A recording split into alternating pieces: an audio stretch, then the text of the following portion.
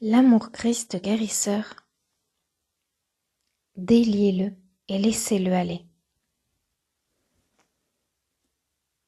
Alors quand Marie fut venue où Jésus était, et qu'elle le vit, elle tomba à ses pieds en lui disant : « Seigneur, si tu avais été ici, mon frère ne serait pas mort. » Quand donc Jésus la vit pleurer, et les Juifs aussi pleuraient, qui étaient venus avec elle, il gémit en l'esprit, et fut troublé, et il dit : « Où l'avez-vous mis ? » Ils lui dirent : « Seigneur, viens et vois. » Jésus pleura. Alors les Juifs dirent : « Voyez comme il l'aimait. » Et certains d'entre eux dirent : « N'aurait-il pu, cet homme qui ouvre les yeux des aveugles, avoir fait que même cet homme ne soit pas mort ? » Jésus donc, gémissant à nouveau en lui-même, vint au tombeau. C'était une grotte, et une pierre y reposait.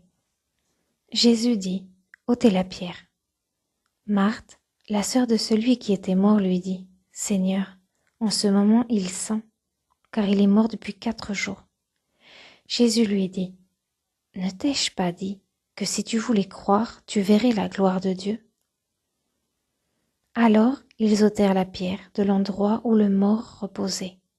Et Jésus leva les yeux et dit : « Père, je te remercie de ce que tu m'as exaucé. Et je savais que tu m'exauces toujours. Mais à cause des gens qui se tiennent ici, je l'ai dit, afin qu'ils puissent croire que tu m'as envoyé. » Et quand donc il eut parlé, il cria d'une voix forte : « Lazare, sors !» Et celui qui était mort sortit, lié mains et pieds, avec des vêtements funéraires. Et son visage était entouré d'un suaire. Jésus leur dit : « Déliez-le et laissez-le aller. » La résurrection de Lazare est un exemple du propre triomphe de Jésus sur la croyance que la mort est l'opposé de la vie, puisqu'il a démontré le non-pouvoir de l'apparence de la mort. Jésus vivait à partir d'une conscience élargie de la conscience individuelle, considérée comme vie éternelle. Et cette conscience de la vie éternelle est l'activité de la résurrection et de l'ascension. Examinons l'attitude de Jésus dans cette histoire, parce que la prière est une attitude aussi bien qu'une altitude. Jésus était touché par les émotions de ceux qui étaient autour de lui, n'est-ce pas ? Néanmoins, pria-t-il Dieu de faire quelque chose ? Non. Il a dit : ôtez la pierre, ôtez cette pierre d'approchement. La croyance universelle en une identité séparée de Dieu et la croyance dans le pouvoir de la mort qui y est attachée. Sa prière a été tout simplement : Père, je te remercie de ce que tu m'as exaucé, et je savais que tu m'exauces toujours. Or, cette attitude de guérison, une prière de gratitude pour ce qui constitue déjà la vérité, à savoir que notre Père connaît nos besoins et que c'est son bon plaisir de nous donner le royaume.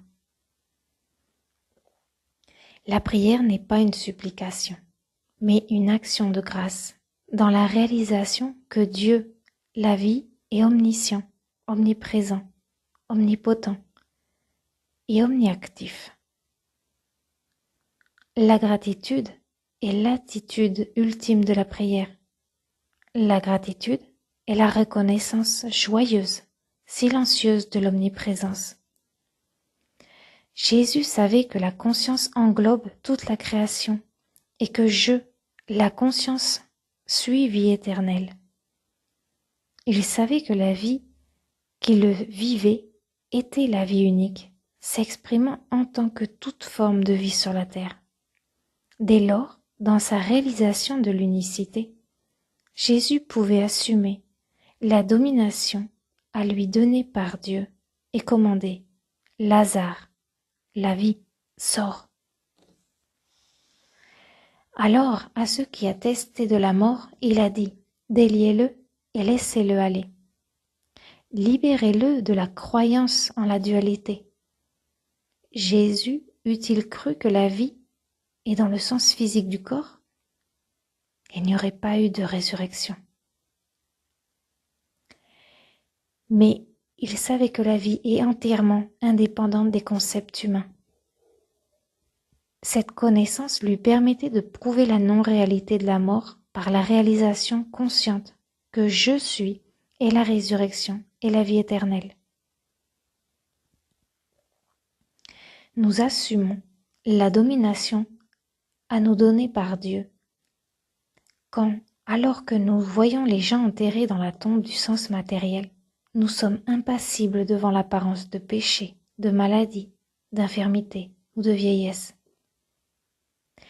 D'abord, nous accordons une reconnaissance totale au fait que la vie est esprit, ni dans, ni à base de concepts matériels.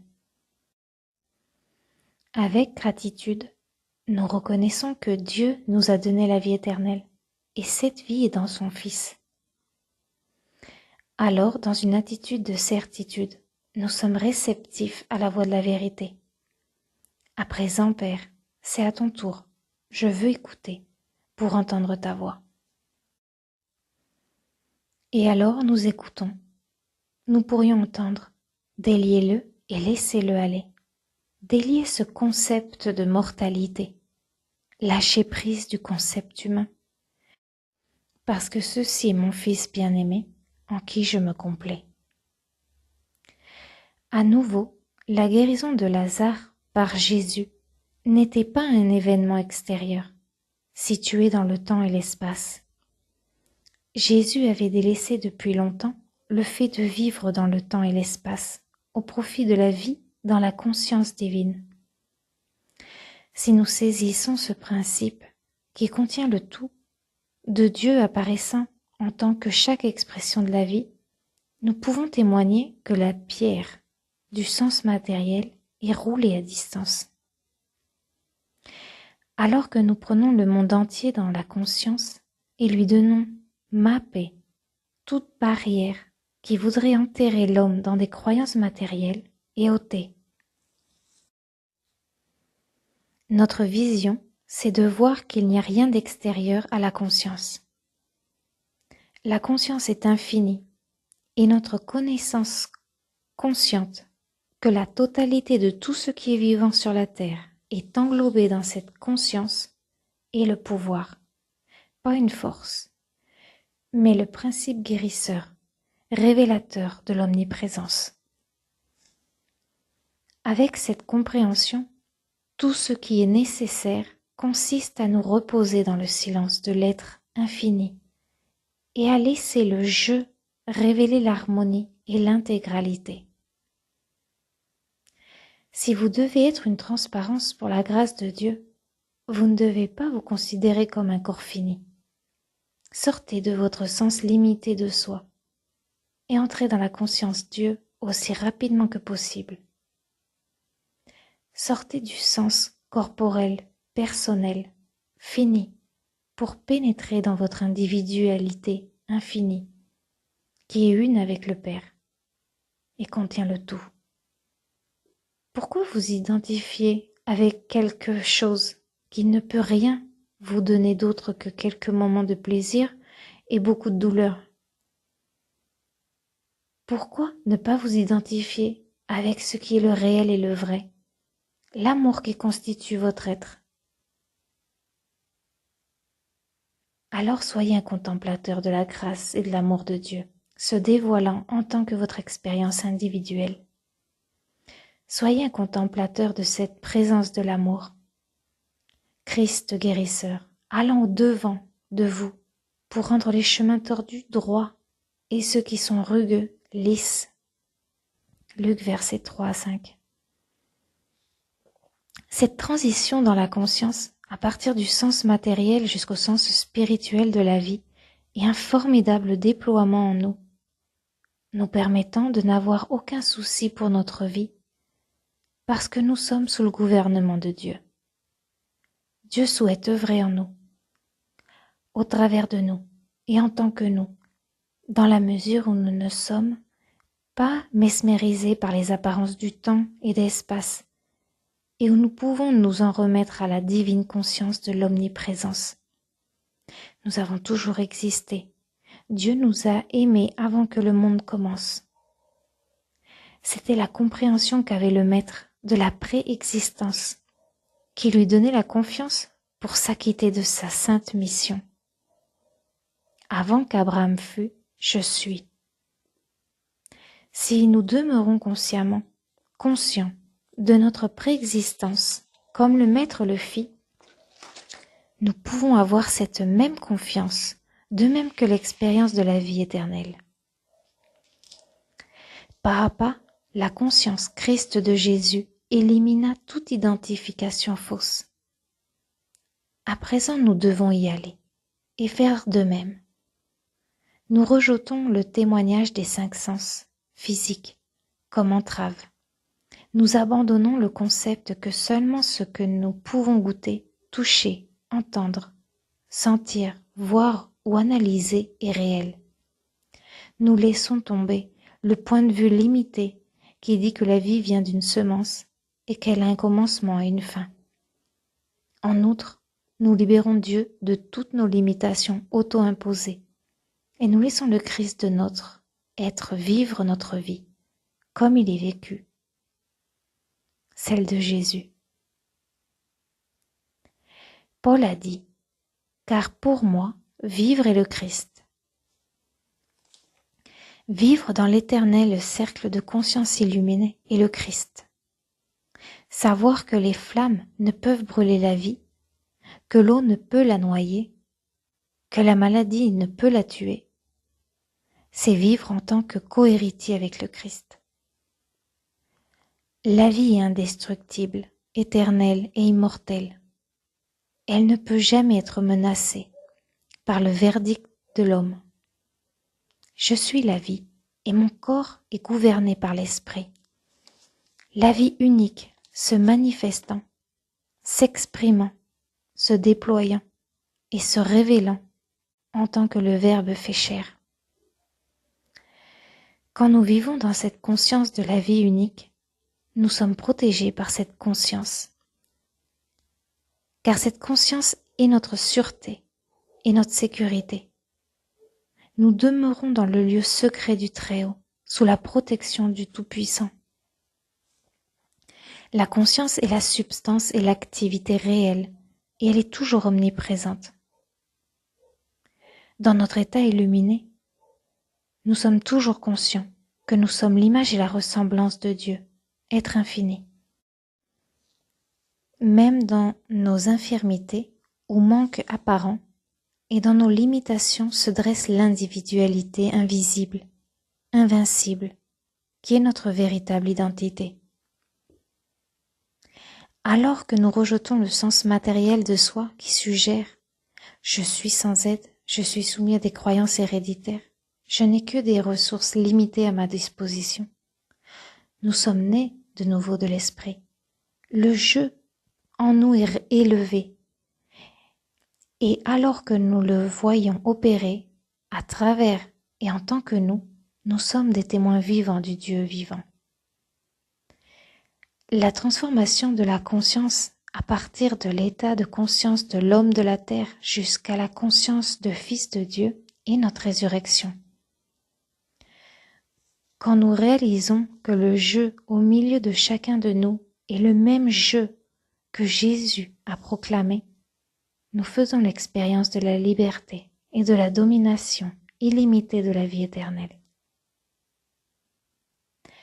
Ces mêmes œuvres puissantes de Dieu, le dévoilement infini de la vérité et de l'amour qui se manifestèrent au travers du Maître, le Christ Jésus, coulent à présent à travers nous.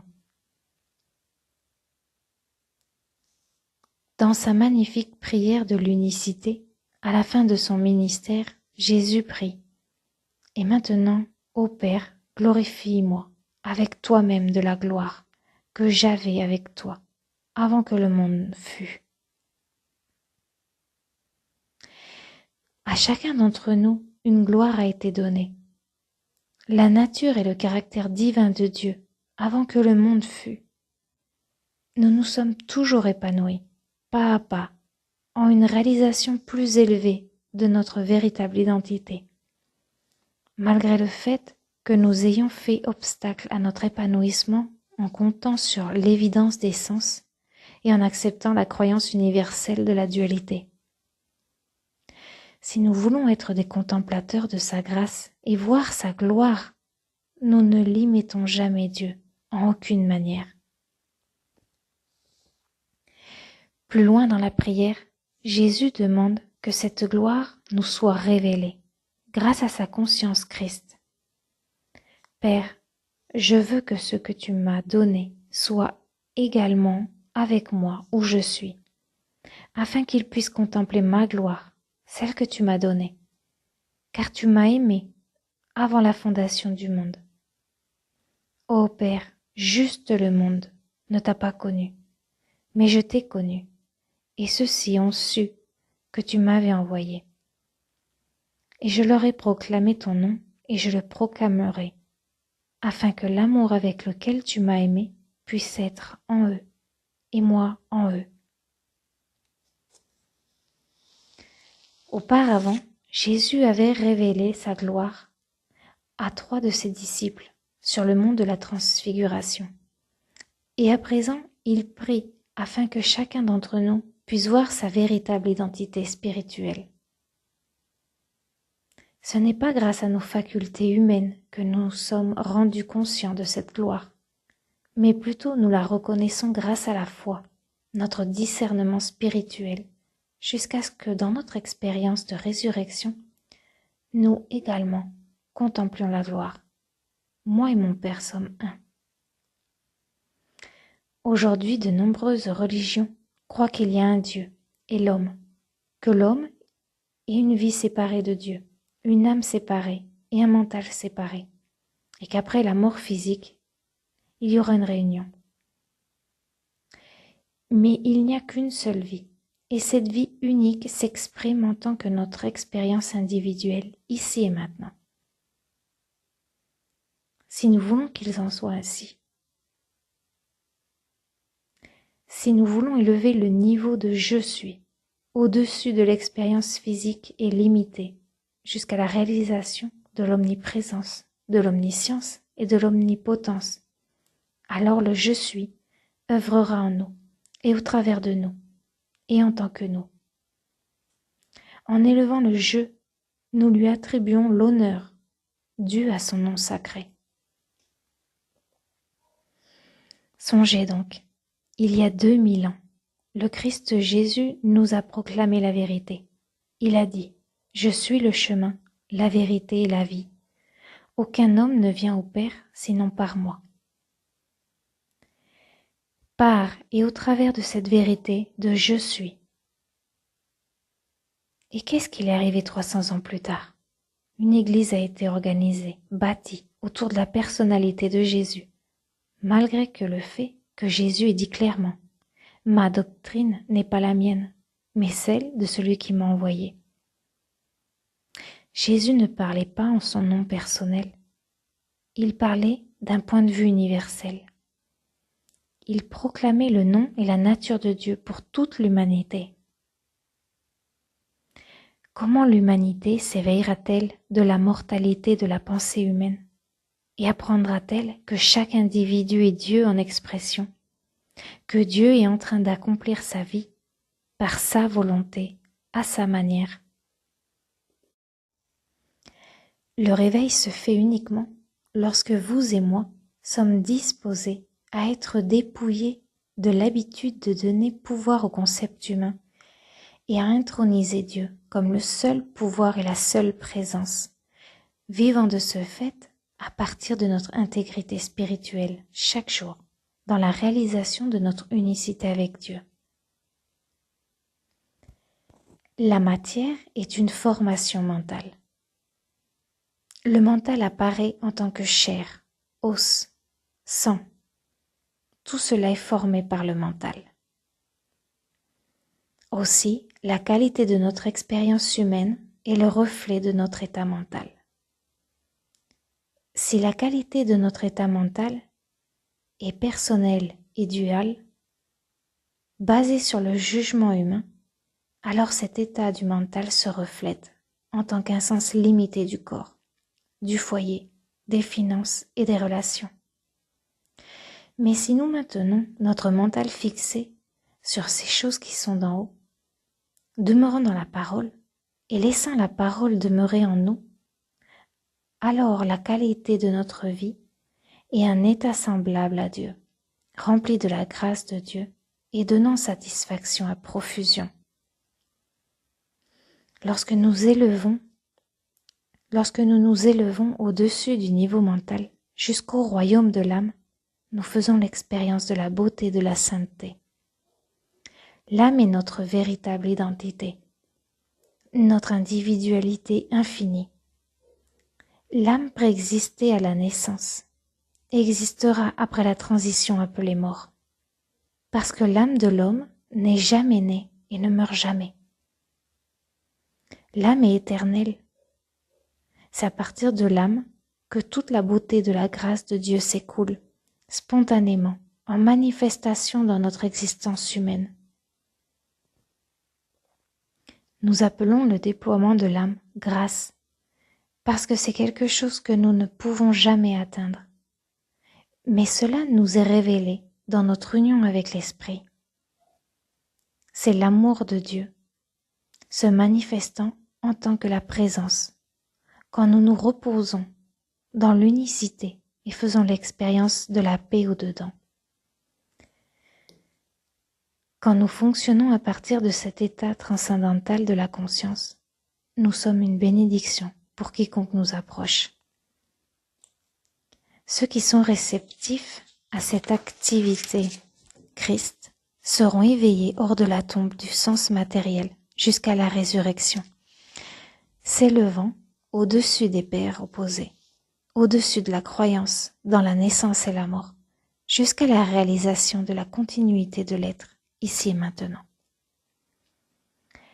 À mesure qu'ils seront élevés dans cette conscience Christ avec ses sources infinies, pour bénir toute l'humanité, chaque forme de manque, de limitation, de maladie et de discorde disparaîtra. Aucune de ces apparences, pas même la mort, n'existe dans le royaume de l'esprit, l'âme dans le royaume de « je suis », parce qu'elles n'ont aucun principe pour les supporter. Lazare sort. Arrêtez-vous. Arrêtez de vous identifier avec le sens limité du corps et identifiez-vous avec la vérité de l'être. Nous ne voulons pas passer par la crucifixion encore et encore. Nous voulons vivre dans la résurrection. Nous célébrons le Christ ressuscité, le jeu qui est ressuscité hors de la tombe, de la mortalité, de sorte que quand des problèmes nous arrivent, nous savons que nous ne sommes pas seuls. Exactement comme Lazare n'était pas seul dans la tombe. La conscience divine, Emmanuel, était en lui, le tirant hors de l'état d'hypnose qui le maintenait ligoté, dans l'état mesmérique appelé mort, et le élan dans la vie éternelle. Dans son expérience avec Lazare, Jésus révéla une vie qui ne connaît pas de mort, une vie qui est immortelle et éternelle, une vie qui est grâce divine. Je suis la résurrection et la vie. Celui qui croit en moi, bien qu'il soit mort, endormi, néanmoins il vivra, sera réveillé. Et quiconque vit et croit en moi ne mourra jamais. Croyez-vous ceci? Jean, verset 11, 25-26.